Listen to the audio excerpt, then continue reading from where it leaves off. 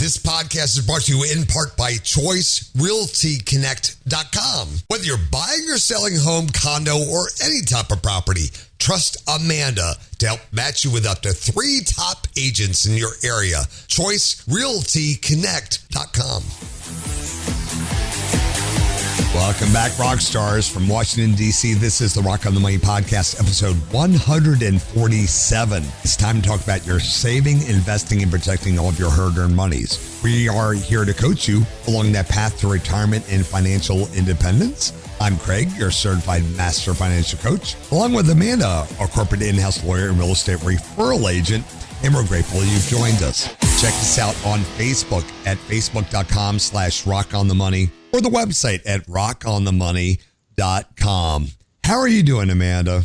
Good. How are you? It's been a while. I know, and it's Thanksgiving week. We made it to Thanksgiving. Yes. How are you doing on your shopping? I haven't started, but I plan to do most of it Black Friday. I like to do it all in one fell swoop. Well, there you go. A lot of stores are doing Black Friday already, I've noticed. I know. Took advantage of the Walmart Black Friday already. We got a new Blackstone griddle for our camper. It was on super sale, yeah. And I get sheets pretty much every year. So I got new sheets again. Nice. Yeah, I think a lot of retailers are now closed on Thanksgiving. So employees can now be off. Yeah. Back to basics here. Back to the way it was.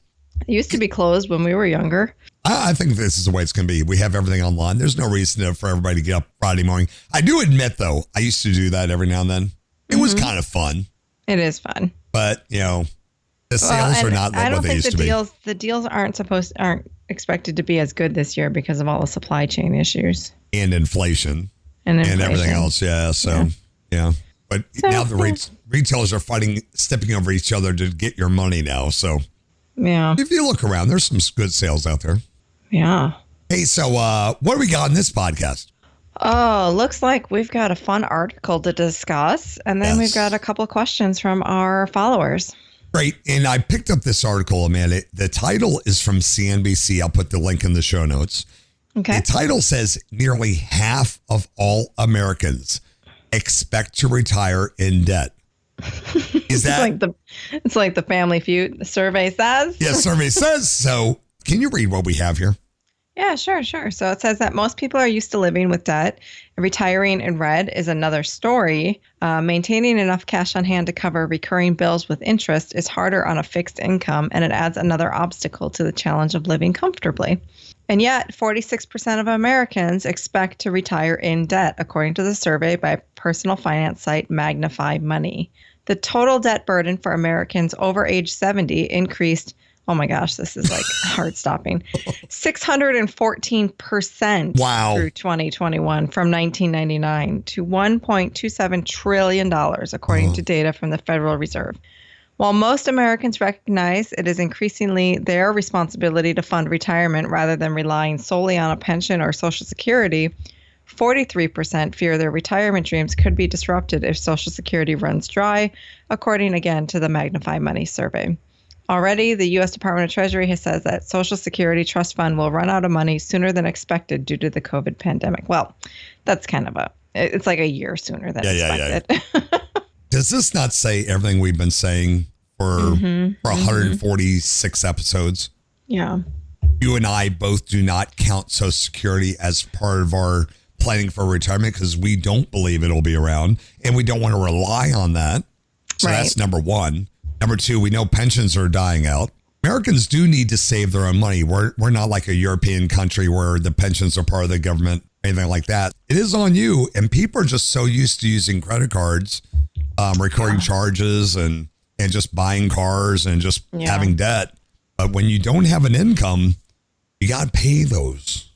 Yeah. So we have always been saying, pay off your debt before you retire. Here's what surprises me. Back on that first sentence, people are expecting to retire in debt. How do you? I think it's just because people are just so used to it being a part of their lives. Like I think it's hard for people to imagine living without a car payment or a mortgage because that's just part of their bill every month, right? But how do you retire? I guess we're a different mindset. How do you retire in debt? The best thing you could do to yourself is to be debt-free in retirement. Yeah. I have exciting news. What's that? We paid off one of our rental properties in the last month. Winner, winner, chicken dinner. Yeah. Good job. So, I know we all say we shouldn't have debt. I'll be the first to admit that there are certain aspects in which Craig and I sometimes have hypocritical behaviors. We do. Don't you agree? What we teach is people trying to get to stability in their financial life, like getting all that debt. So we are strict on those aspects. But once you get up higher where you don't have debt, you kind of start not really bending the rules, but you have more flexibility because you don't have the debt. Yeah. Because we don't have any consumer debt, which I know we always tell everyone debt is debt. So we still have one other rental property that has a mortgage on it, but that'll be next that we chip away. I'll tell you though, it's like a magical moment when you pay it off and you realize, hey, I don't have to make a mortgage payment next month. And now that money is free.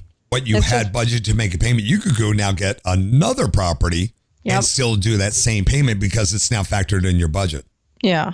Yeah, exactly. But remember, everybody, she is debt-free other than those rental properties. She keeps building her portfolio.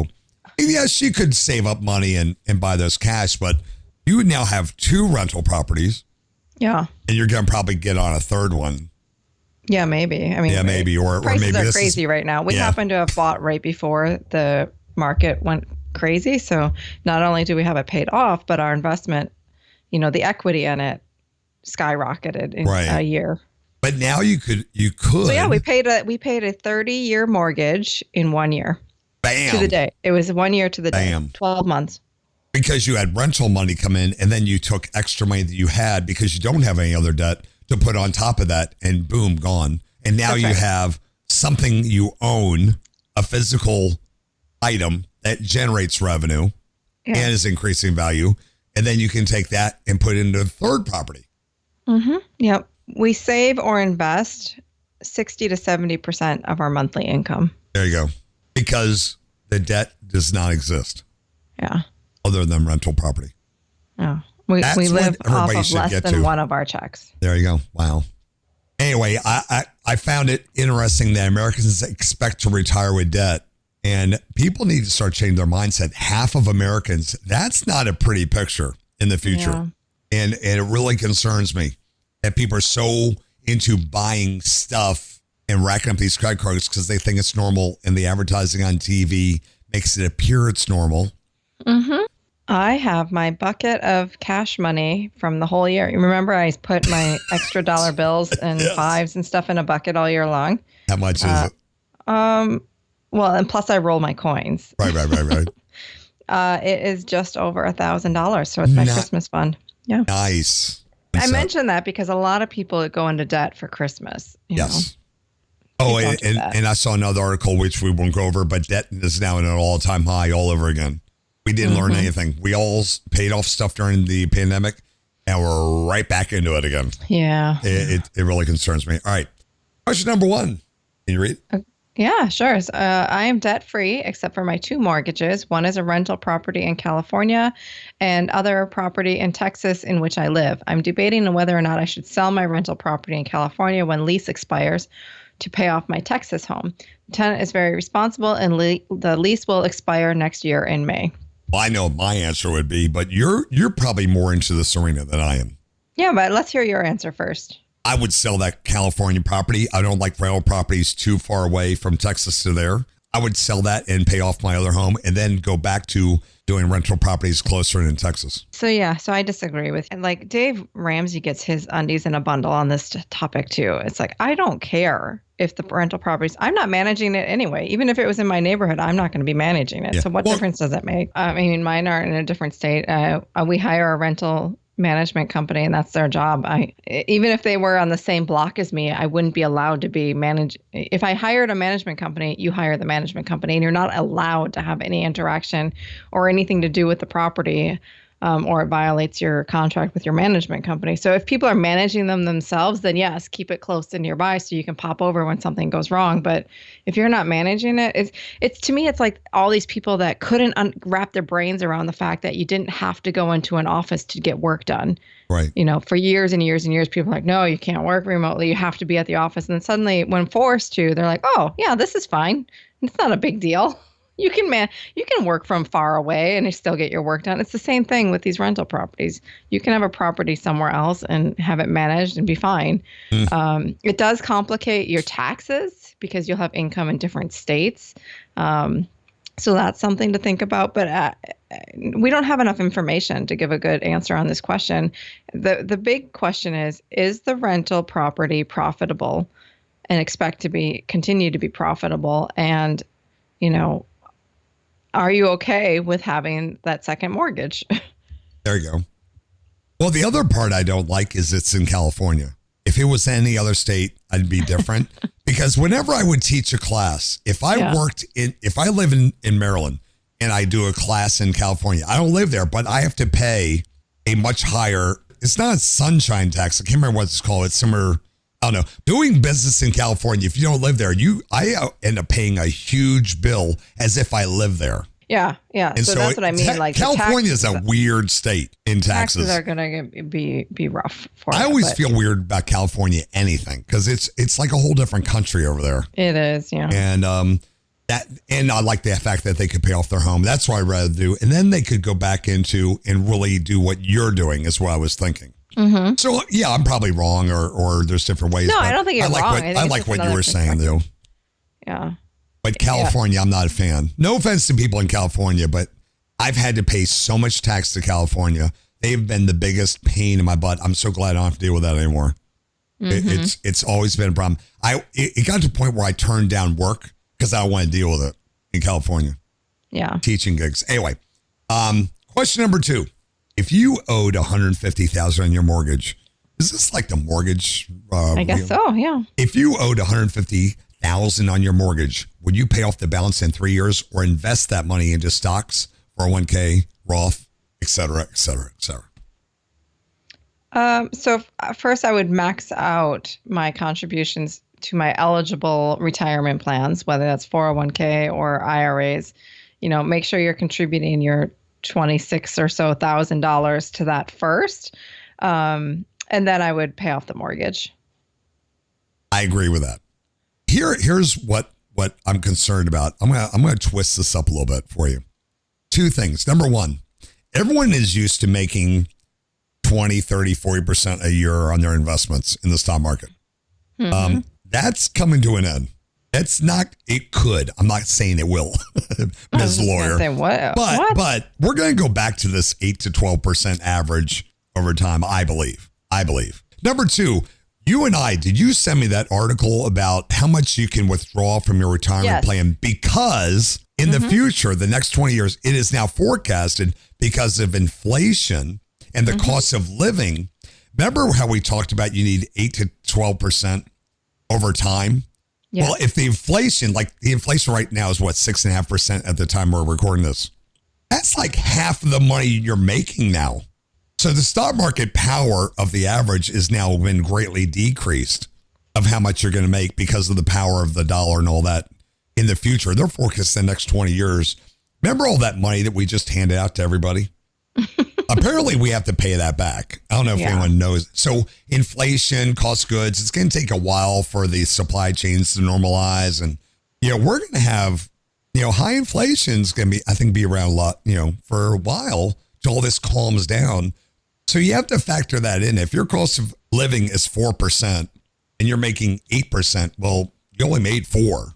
Mm-hmm. Retirees need to probably saving even more because that 4% we said you could withdraw every year, which has been a guideline for ages. You're going to need more of that because of inflation, cost of living. Right. So we're back to what we started out with. If you owed $150,000 in your mortgage, I would get out of debt. Yeah. Because that right there. That's right. That right there is more powerful than having debt and trying to invest. Investments aren't guaranteed, but paying off your mortgage and not having to pay that mortgage, that is guaranteed. And you're not paying, I don't care if it's 2, 3, 4% on that mortgage. That's gone. Now you have extra cash in your hand to pay $5 for a head of lettuce or whatever is going on out there. It's getting wacky out there. But you've now freed up your cash flow. Now you have extra money. You don't have all these headaches and burdens to worry about. Hey, let's take a quick break and we'll be back with 2 more questions. You're listening to Rock the Money.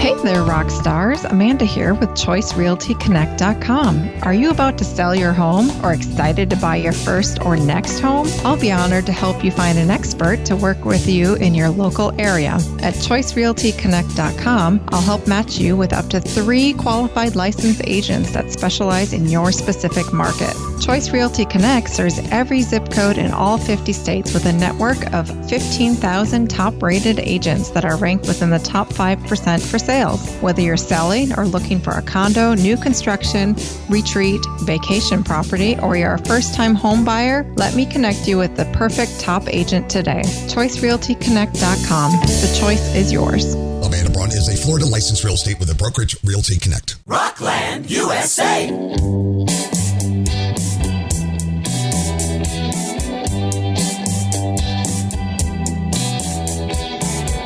Welcome back to Rock on the Money with Amanda and Craig. Check us out on Facebook. We got a lot of things coming up on Facebook, Amanda. Finally, thanks to Mr. Zuckerberg. Facebook.com/Rock on the Money. I'm real excited, Amanda. Everything we've been hoping for is finally happening. Everything? Well, not everything. But the live streams and that sort of thing, that page is going to get active. I'm not talking about the group. I'm talking about the page. We'll be doing live streams on there. And by the way, now we have, I can open up an audio room where people can come in. And that's a new feature you've seen on a lot of different platforms where I can open up an audio room. And if people want to talk or ask questions, I can bring them up and, kind of like a little Zoom meeting. Mm-hmm. That's built into Facebook now. And we got podcasts on our page now. We're going to be doing live streaming. And you can subscribe to our page and get additional benefits and stuff like that. So I'm kind of looking forward to that. Of course, got to build it all out, but we just got an invite from Facebook to join the program for that. So obviously I applied for that, and I think Amanda's a little excited about it. We'll see what 2022 brings out. Should be interesting. Question number 3, all yours. Soon to be college grad here, about to start my first grown-up job. What are some financial tips and tricks you wished you started right out of college? Any advice is so appreciated. How long do we have? For me, not worrying about what kind of car, just don't go rushing out buying cars, don't buy new cars, get stuck in car debt, using credit cards. Really understand how much you're making, don't go into debt. If you don't have the money, just don't buy it, is my big thing. Yeah. So my thing would be budget. You need to learn and start budgeting now, and do it religiously. Yeah. Budget. Every time you get a paycheck, make sure before you start spending any of it or you hit an ATM to go out to the bars for happy hour with your friends that you're looking at, well, what do I have budgeted for this check? And then make sure that budget includes investing in your retirement fund from day one. Yeah. Remember how in college you would go out with some friends and you all buy one appetizer and you split it? Yeah, continue doing that. Not to that extreme, but similar to that. But if you don't have the money, don't buy it. Keep acting like a poor college student, and then you're going to be in such a great spot in 5 to 10 years. If you just continue to live as if you don't have any money, that would be my best advice. You already live like a college student. Keep doing that. Get yourself through baby step 1, 2, and 3. Get yourself up to where you can do the 401k. Mm-hmm. Just do that for 1 more year, 1 or 2 more years in your first stages of work. Well, or more, depending. If you have student loans, then you are still poor. Yeah. Exactly. And that's baby step 2. Get yourself out of that. And I've heard that over and over again. If you're in baby step 2 because of student loans, you just came out of college. Question number 4. Yeah. I have bought $60,000 worth of Apple stock in a brokerage link account with Fidelity 401k. Meaning, Amanda, they probably were able to use up to half of their 401k and put it into a brokerage account, but it's still under a 401k. Okay. Which I have done. Okay. Will I be taxed extra on the gains once I retire and start to draw off the gains? Go ahead. No, it's treated like your 401k because it's under that tax umbrella. The 401k is a reference to the IRS tax code. So right, but if it's a traditional 401k, then the answer is yes, you still get taxed. Oh, yeah. I was going to get to the Roth traditional part because they didn't mention that. But whatever your 401k rules are, it's not the same as if you had the stock and did capital gains, is what I was getting, because it falls under the 401k umbrella. Most people have a traditional 401k because they don't realize that you can elect to make Roth contributions to a 401k under most plans. So generally speaking, 401ks are traditional and you would be taxed on the withdrawals from your 401k, whether it's from stock money or a fund or something like that. Right. Mm-hmm. It just counts as regular income, like a paycheck. Income. So it's not capital gains or anything like that. Your stock falls under the 401k rule. So right. It would be taxable income.